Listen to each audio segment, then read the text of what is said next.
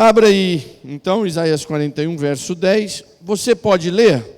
Vamos lá? 1, 2, 3. Em voz forte.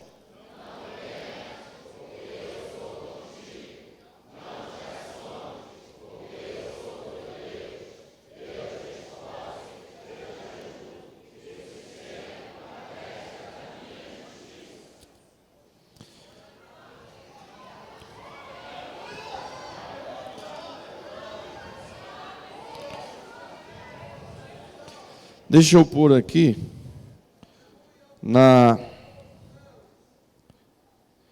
linguagem de hoje. Deixa eu pôr aqui na linguagem de hoje. Aleluia.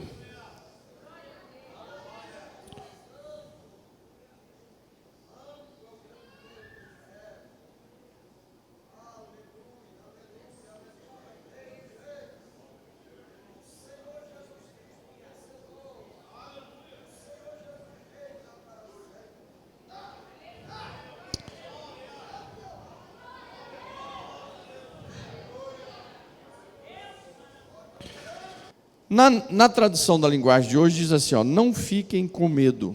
Fica aí com o seu texto aberto, por favor. Não fique com medo, pois eu estou com vocês. Não se apavore. Eu sou o seu Deus. Eu lhes dou força e os ajudo. Eu os protejo com a minha mão forte.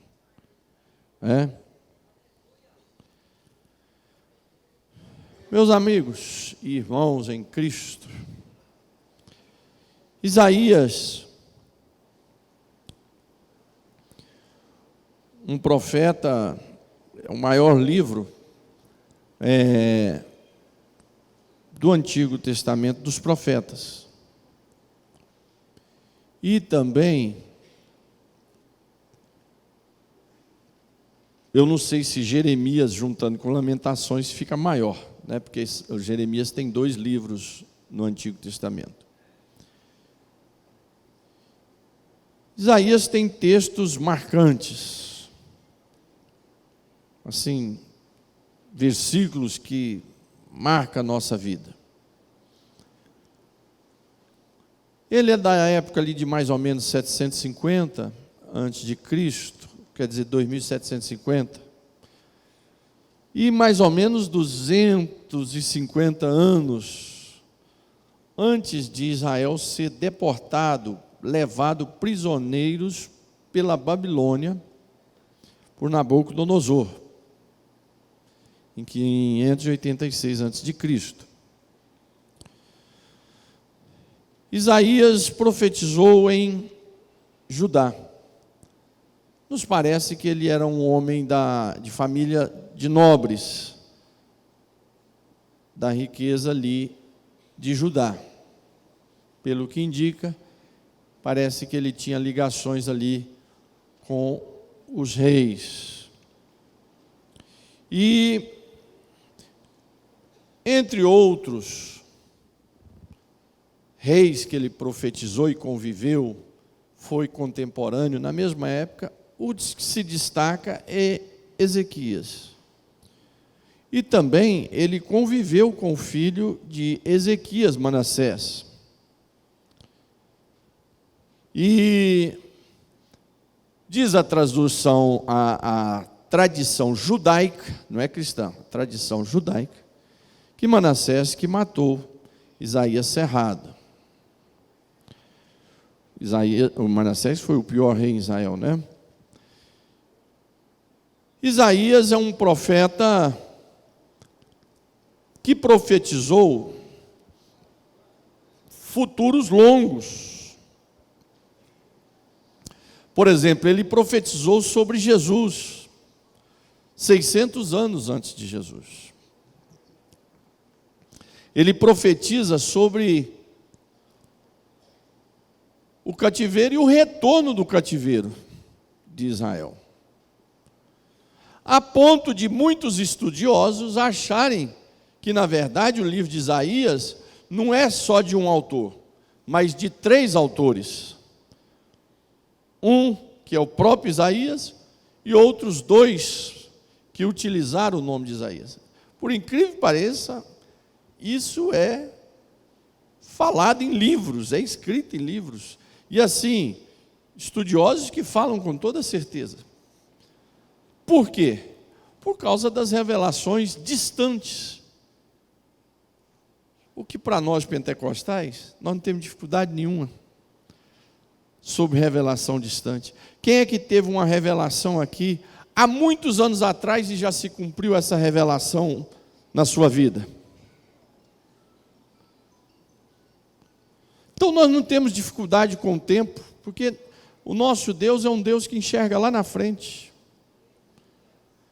Então, Wellington, esteve aqui pregando domingo. Por exemplo, eu estava lá em Angra dos Reis, pastoreando, e estava na minha sala de oração, no minha casa, meu quarto de oração. Graças a Deus era uma casa muito boa, o dobro do tamanho do que nós moramos hoje. A que eu moro hoje é espetacular, o lugar, uma benção. Mas essa casa era também espetacular, novinha, o dobro do tamanho, 280 metros, com quintal, tudo. E eu tinha a minha sala de oração. Tinha a sala minha, o meu quarto de oração com meus livros. Eu estava orando ali um dia de joelho, meditando na Bíblia. Uma missionária lá de Osasco, que eu consagrei ela missionária, companheira da Maria Cláudia. E ela me ligou e disse: pastor, isso era setembro, o senhor arruma as coisas aí? Eu estava orando também, que eu estava muito preocupado com a situação. O senhor descansa o seu coração, arruma as coisas, porque eu vou alargar as tendas. O senhor não vai ficar aí muito tempo. Em novembro,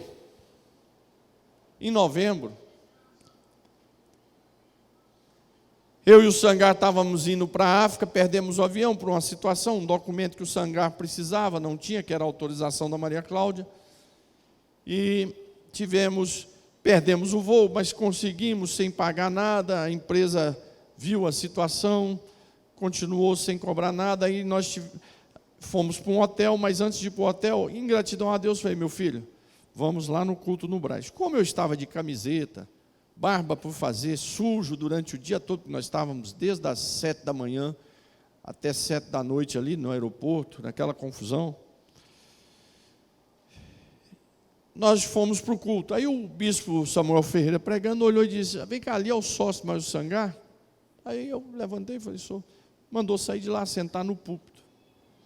No final do culto, um pastor chegou para mim, enquanto o bispo Samuel Ferreira dava a bênção apostólica, chegou para mim e disse: pastor Sócio, Deus manda te dizer, põe as coisas em ordem em Angra dos Reis, porque vai ter um vento forte no ministério, e cadeiras pesadas vão mover, e o senhor vai sentar em uma em setembro, outra em novembro. Quando foi dia 12 de abril, 10 de abril, nós estávamos tomando posse aqui. Então o nosso Deus é um Deus que chega lá na frente. Nós não temos dificuldade nenhuma de crer que Isaías profetizou sobre Jesus, que Isaías, estando 200, 300 anos antes, profetizou já do povo retornando do cativeiro. Nós não temos dificuldade com isso. Essa mesma missionária, ela teve uma revelação comigo quando eu estava em Osasco, disse: pastor, eu vi uma águia. Não foi nem ela que me contou, ela contou para o pastor, ela não conseguia falar comigo, ela ligou para o pastor, foi meu vice, o pastor Gildásio, contou para o pastor Gildásio, Gildásio me ligou na hora: pastor, a missionária fulana, como é o nome dela, Marca? Luísa, pediu para avisar para o senhor que Deus deu essa revelação. Ela viu uma águia tirando o senhor de Osasco e levando para uma cidade cheia de montanhas, cercada pelo mar e cheia de ilhas. Eu falei: ô Gildásio, avisa para ela que amanhã eu estou tomando posse em Angra dos Reis. Nosso Deus Ele vê lá na frente. Por isso que eu e você estamos seguros, porque Ele vê lá na frente. Eu e você ficamos preocupados com os nossos filhos, é luta, é angústia, mas o Senhor está vendo lá na frente. Eu e você não vemos, mas Ele está vendo. Por isso que Ele vem e diz: não fique com medo, não temas.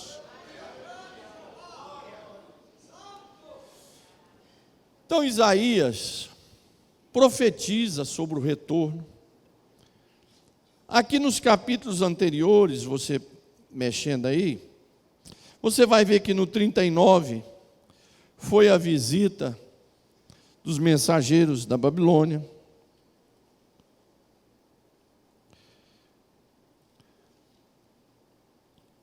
Depois seguinte aí foi o erro de Ezequias, se exaltou, cometeu um erro.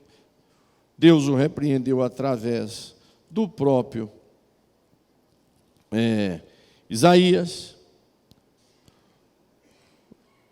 No 38, tem um cântico de vitória de Isaías tendo sido curado.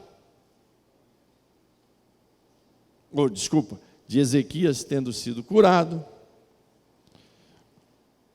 Tudo está aí nesse bolo aí. Naquele tempo, tinha tido aquele ataque de Sanaqueribe. Diante das profecias de Isaías anunciando que o povo seria levado para o cativo, por causa deles mesmos, por causa dos seus pecados.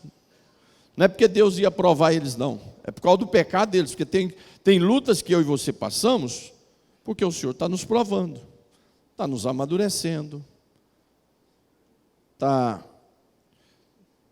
nos dando crescimento, está nos quebrantando, está nos ensinando para nós não esquecer de onde nós saímos, aonde Ele tem nos colocado, aonde Ele quer nos colocar. Mas tem lutas nossas que são por causa dos nossos pecados. Temos que reconhecer isso.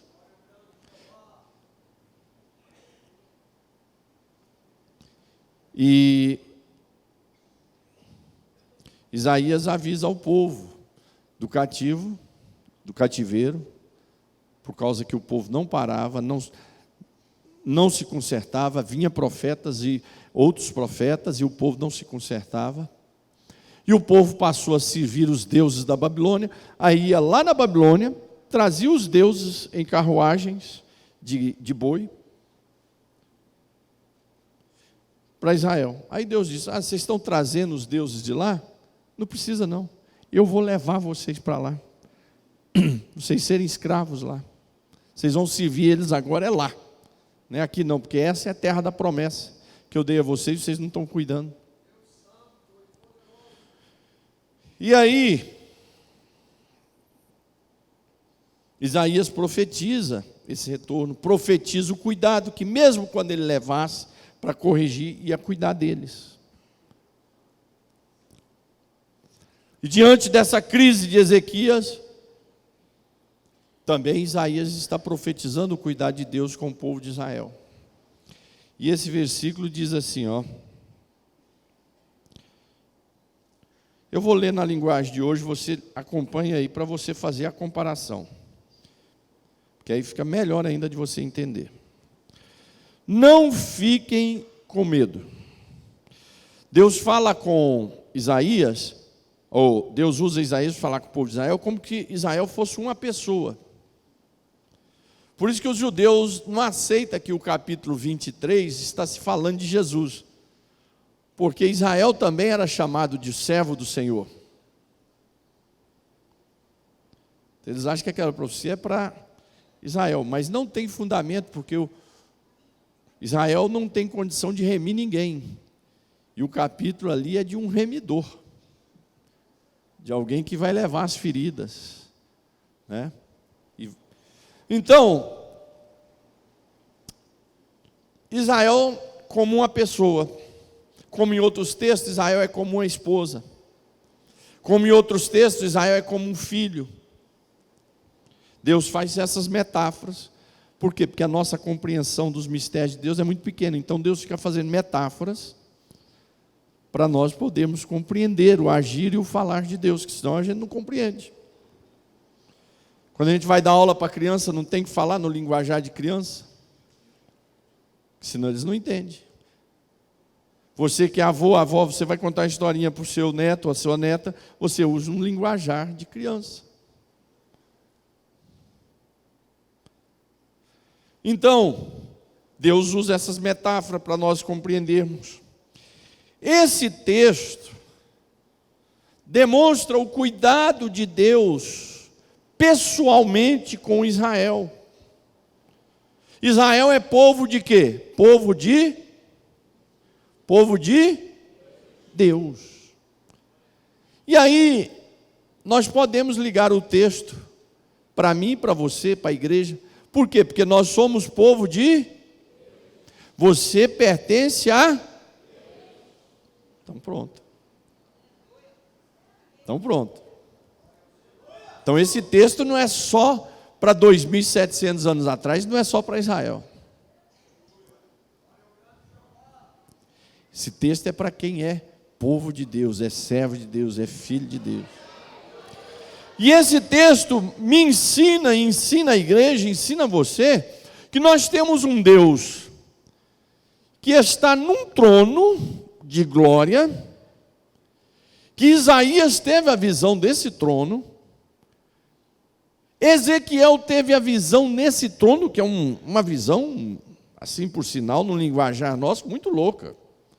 É carruagem para lá e para cá, é animais, cara de homem, cara de boi, e aí vem glória, e depois aparece um majestoso, a metade é de fogo, a metade... Aquele negócio hollywoodiano. Aqueles personagens Hollywood, que a metade é de fogo. Eles tiram isso tudo da Bíblia.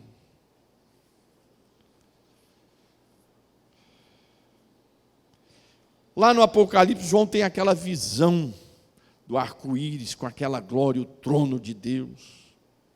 Esse Deus que está lá nesse trono, nos ensina o tamanhozinho que nós somos, o tanto que nós somos pequenininho. Eu não sei por que existe gente orgulhosa e arrogante. E eu não sei por que a gente fica arrogante ou orgulhoso com qualquer coisinha. É só você olhar para o trono de Deus que você se sente um lixo. Ao dia que subiu para a sua cabeça, fala, eu quero ficar orgulhoso. Dá uma olhada para o trono de Deus. Você fala, meu Deus, eu não sou nada, eu sou pó. Estudar sobre o poderio de Deus, o trono de Deus, nos ensina o tamanhozinho que nós somos. E ao mesmo tempo, ensina a humildade, o amor, a misericórdia desse Deus tão poderoso. Por quê? Porque esse Deus que está no trono, Ele está aqui pertinho de você. Inclusive, Ele habita em mim e você através do Espírito Santo. Então esse versículo nos ensina, Wellington, você que pregou aqui domingo, o tanto que esse Deus que está no trono está tão perto de mim e de você. O tanto que esse mesmo Deus que está sentado num trono de poder e glória, está nos acalmando todos os dias, está zelando por mim, pela sua casa, está nos dando força, está nos motivando ali do nosso lado, tipo um coach, alguém ali motivando, dizendo, não, vai, você tem força, você vai vencer, eu estou aqui do seu lado, vai, caminha. Ora, um Deus que está num trono está aqui do meu lado, do seu lado, nos motivando.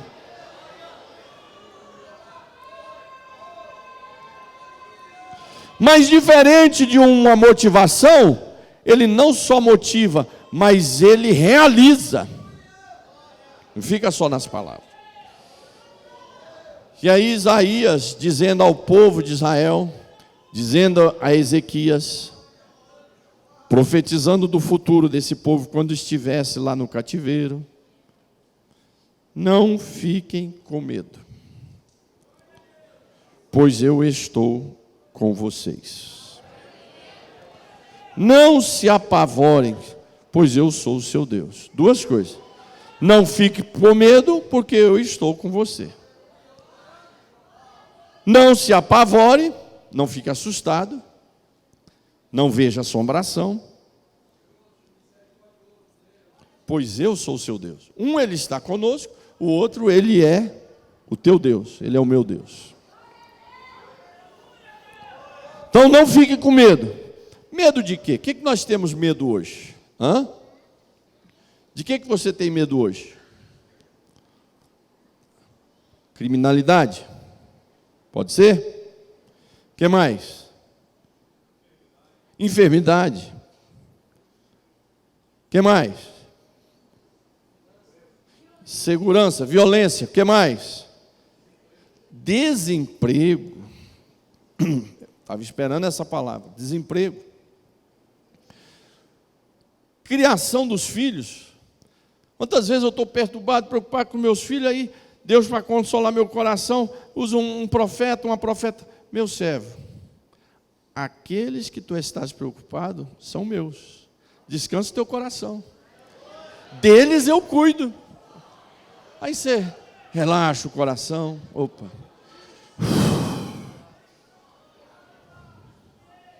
Né? A esposa preocupada com o marido que ainda não aceitou Jesus, Deus vem e fala. Igual nós vimos o testemunho lá na última terça, do Eudes, né? Ele estava escravo da embriaguez, o filho lá numa boca, e a mulher aonde? Entre o filho que estava armado numa boca e ele num boteco, ela estava no meio da congregação nossa ali da Travessa das Garças, fazendo o quê? Joelho no chão, orando. Agora está todo mundo junto na casa do Senhor. Então, nós temos esses medos. E medo não é para gente fraco, não. É para todo mundo. A Bíblia diz que Ezequias teve medo.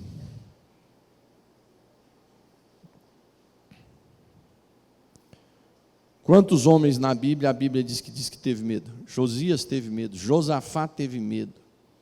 Todos eles eram reis, comandavam exércitos, mas na hora da luta tiveram medo. Quem falou aí? Elias, exatamente. Um profeta que desafiou o inferno. Que matou 400 profetas de Baal, teve medo e fugiu. Não só teve medo, mas fugiu. Então, e nós não temos medo? Temos. Tem dia que eu tenho medo de estar aqui, como pastor. Senhor, o que é isso, meu Deus? Você tem medos variados. Mas eu e você que passamos por medo, o Senhor diz assim: não fique com medo, pois eu estou com você. O que é isso?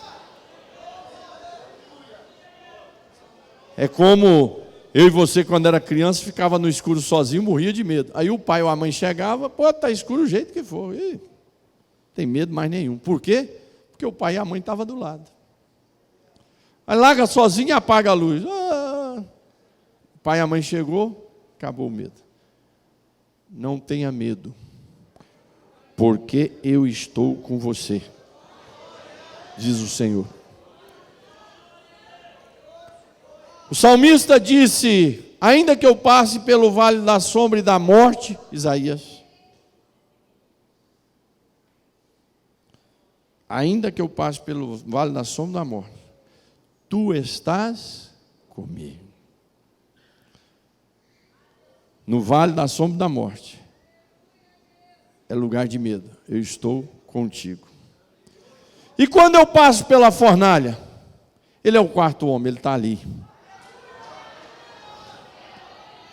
E quando eu passo pela cova dos leões, ele está ali.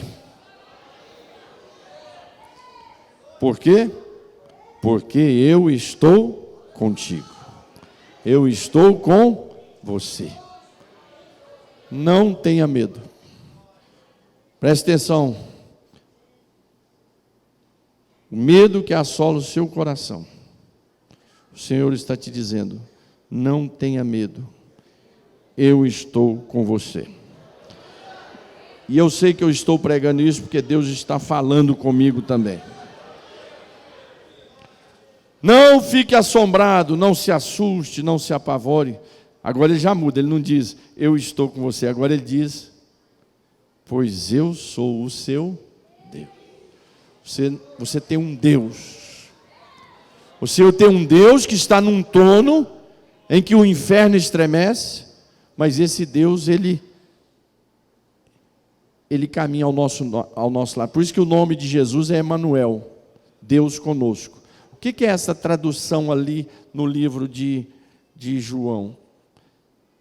Ele fez moradia. Deus conosco ele fez moradia. Ele estendeu um tabernáculo, uma tenda do nosso lado. Então o Senhor está conosco. Inclusive aquele texto que diz assim, o anjo do Senhor acampa. Ali está falando do próprio Deus, porque o anjo do Senhor no Antigo Testamento é o Cristo. É a teofania de Jesus ali.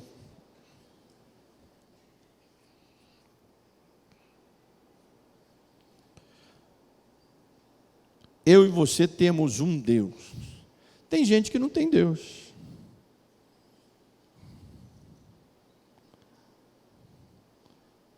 Só que na hora da luta, eu não tenho Deus, mas na hora que a coisa fica apertada, recorre.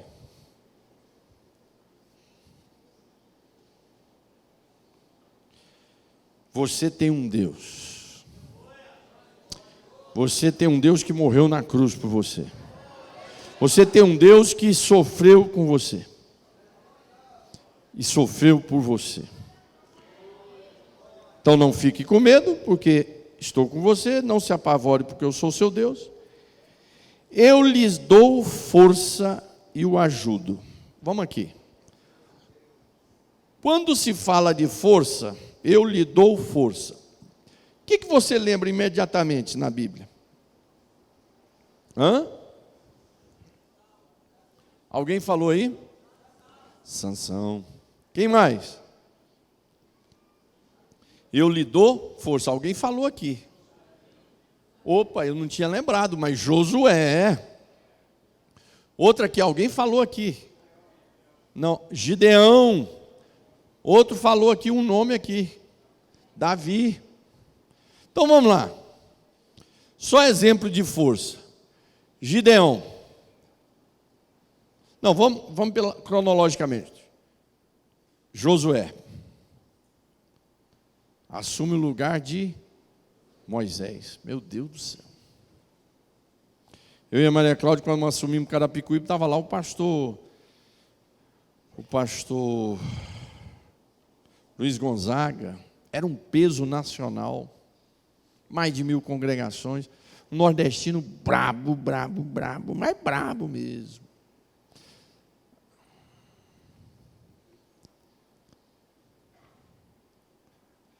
E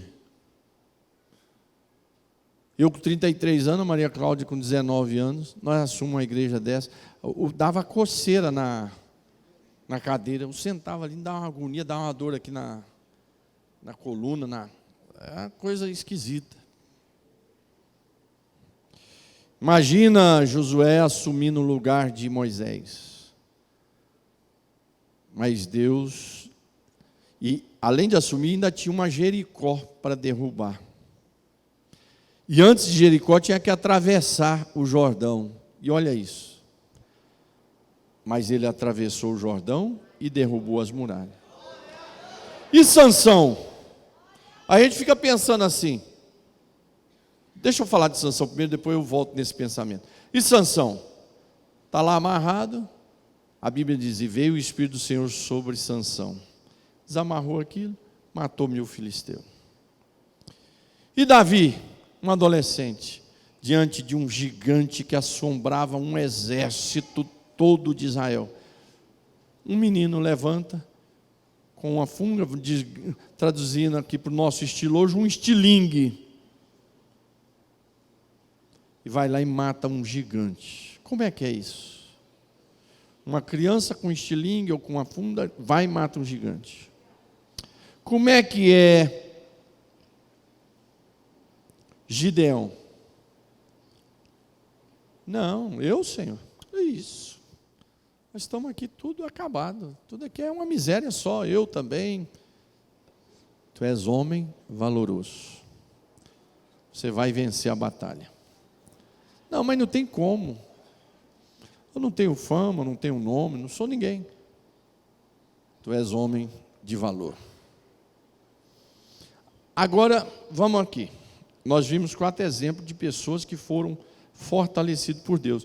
E a gente lê essa história e fala, poxa vida, Deus naquela época trabalhava diferente, né? Hoje não, tal. Não, vou te dar um exemplo.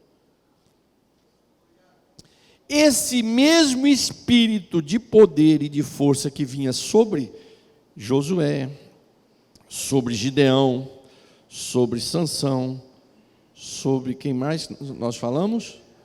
Davi. É o mesmo Espírito Santo, ou tem outro Espírito Santo? É o mesmo.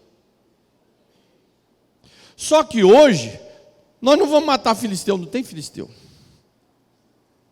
Hoje você não vai matar Golias, não tem Golias. Hoje você não vai derrubar a muralha de Jericó, não tem Jericó. Hoje você não vai vencer Amalequitas, não tem Amalequitas. Mas as batalhas continuam. As guerras continuam de forma diferente. Antigamente se guerreava com espadas, com machados. Hoje se guerreia com bombas, com canhões, com mísseis. Quantas lutas, você vai levantar a mão, quantas lutas pesadas que você já passou, que você falava, essa não vou vencer, essa não vai dar. Quantos sonhos que você falou assim, esse sonho não é para mim. Quantas bênçãos você sonhou, desejou, você falou, essa não é para mim. E aí daqui a pouco você venceu essa luta, você recebeu essa bênção, você conquistou essa vitória, e aí você olha para trás e fala assim, como é que eu consegui isso? Quem já teve essa experiência, levanta a sua mão.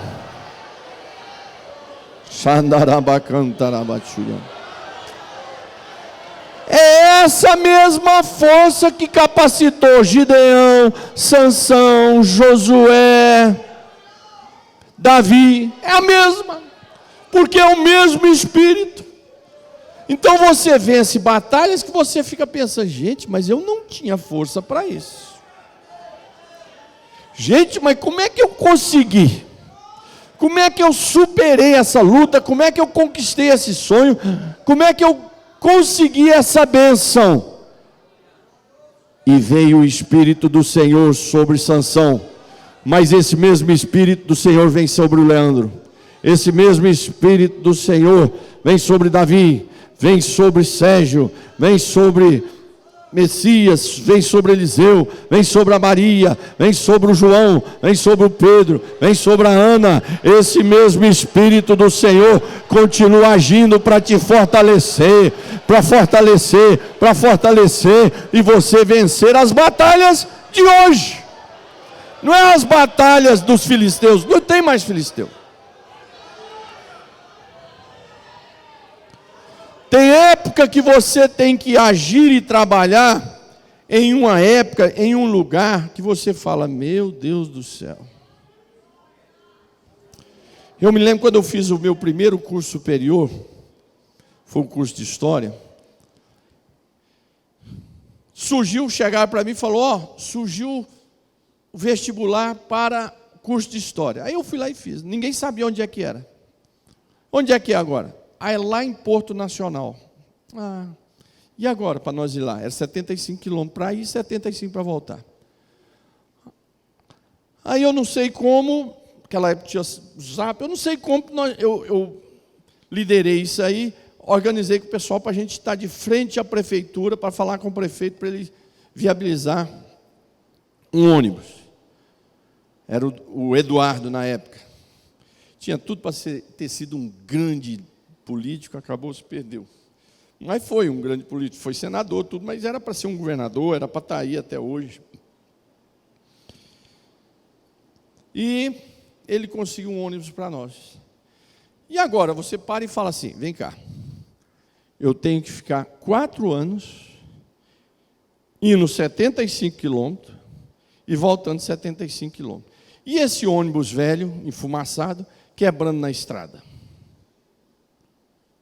Esses dias eu estava orando em cima de um projeto, e eu estava orando em cima dessa questão, me lembrando disso, e eu me lembrei que nesses 4 ônibus, esse ônibus velho, bagaço, nunca quebrou na estrada. E aí você faz aquilo e vai indo, depois que termina o curso, você faz, gente, eu fui somar, dava 4 voltas no planeta Terra. Eu fui somar, depois que passou o curso, eu falei, da onde eu tirei força, ânimo, coragem, para ficar 4 anos indo para lá e para cá todo dia? Então você tem um emprego, um desafio que é diferente, alguma coisa assim. E você está fazendo, é o Senhor que está te fortalecendo. Quando nós éramos criança, quem é da minha faixa etária, tinha um desenho chamado Popeye. Ele estava ali apanhando, de repente ele comia espinafre, virava um monstro. Virava um leão.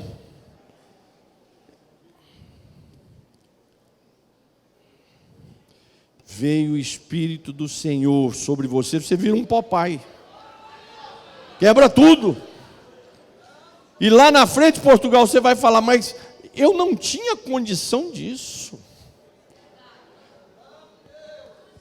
Não fique com medo, porque eu estou com você.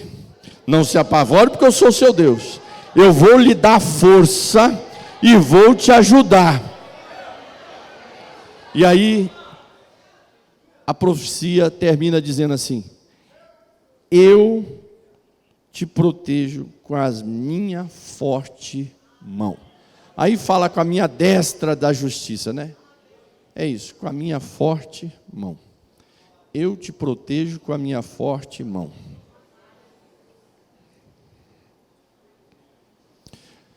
Pensa nisso. Você que entrou aqui hoje.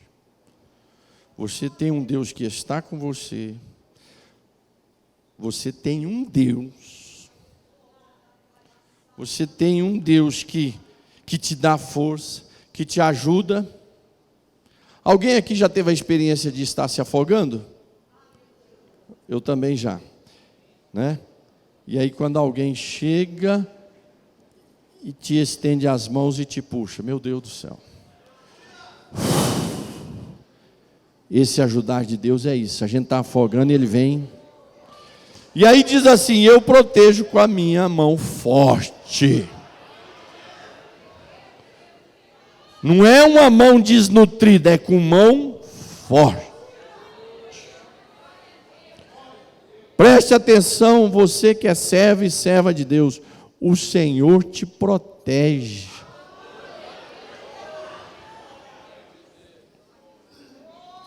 O Senhor te protege. O Senhor te protege. Preste atenção. Você veio aqui hoje para receber essa palavra. Então você tem que ir embora para casa com essa profecia na sua cabeça, no seu coração. Porque senão não tem valor nenhum você ter vindo aqui. Porque muitos crentes vêm na igreja e tudo que ele recebe, ele se alegra e tal, mas fica aqui mesmo. Não, isso não é exatamente isso para mim. Você não fala isso, mas lá na sua alma parece que é assim. Não leve essa promessa para dentro da sua casa hoje. Levanta amanhã cedo com essa promessa. Levanta cobrando do Senhor. Senhor, ontem o Senhor falou comigo, que o Senhor está comigo, que o Senhor é o meu Deus, que o Senhor me fortalece, que o Senhor me ajuda e que o Senhor me protege. Quem é que protege? Não é pai e mãe que protege? Pai e mãe que protege. Escudo protetor. Escudo protetor. Com essa palavra que o Senhor falou do escudo protetor, eu me lembro aqui dos anjos do presidente. Nos Estados Unidos, eu acho que todo presidente tem os chamados anjos dos presidentes, que é aqueles homens que são treinados para levar tiro no lugar do presidente. O Senhor é aquele que leva o tiro. Ele vai na sua frente. Vem uma bala lá. Aí ele vai na sua frente e absorve a bala. Lá vem uma seta ali. Ele vai na frente. Lá vem uma língua difamadora. Ele vai na frente. Lá vem um olhar de inveja. Ele vai na frente. Lá vem uma armadilha do diabo. Ele vai na frente. Preste atenção, rebanho, que eu sou pastor aqui hoje. Você tem um Deus que anda com você, que cuida de você, que te fortalece quando você está fraco, que te ajuda e que te protege. De pé, igreja.